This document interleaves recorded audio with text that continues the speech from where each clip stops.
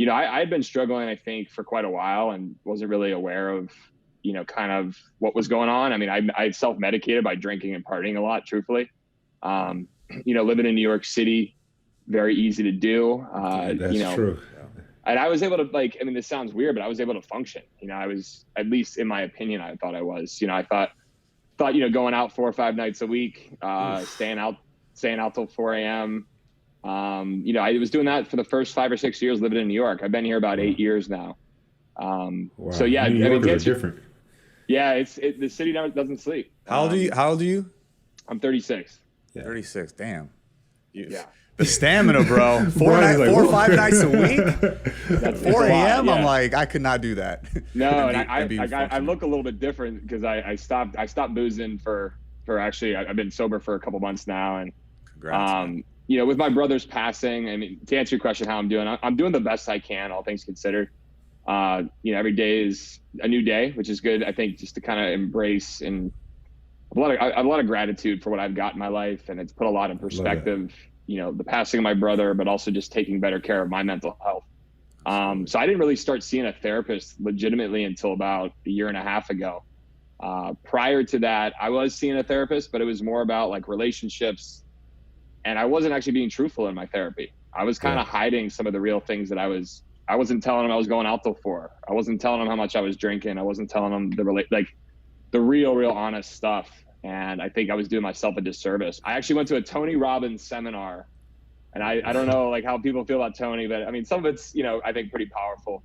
Yeah. I went to a Tony seminar back in November of 19. I thought it was awesome. I went to the Date with Destiny in West Palm Beach. Very cool. It was back in 2019. And I was just, I've had a lot of great stuff going on in my life, but I couldn't get out of my own way and just needed something. So I went down there, and that really triggered a lot of just taking better care of myself and being more open and honest about my mental health. How do you think when you said you started seeing the newer therapist about 18 months ago, what changed to become more transparent and more authentic when you were speaking with your therapist? I mean, you go through, you watch it, like, luckily in some ways, luckily and not luckily, just watching yourself on TV. I've been on Summer House 5 seasons now, and every season, for the most part, I've had some moments where, you guys can agree, you've had some moments you're not maybe proud of or super pumped about. And a lot of mine were alcohol related.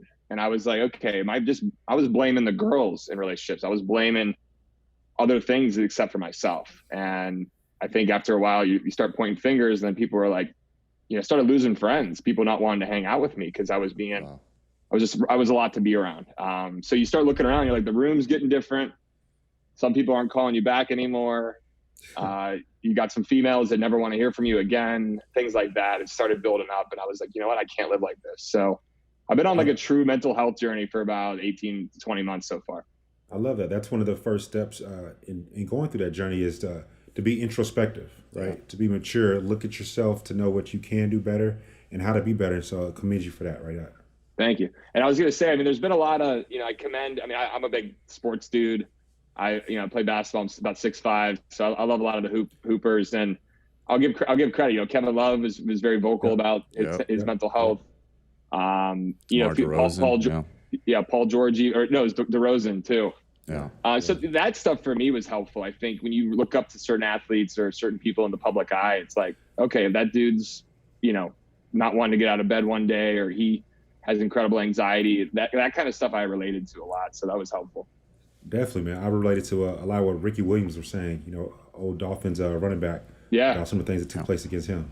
No, I loved Ricky. I miss, he was kind of a trailblazer, even with some of his marijuana. I was about to say that. He was a trailblazer in that regard.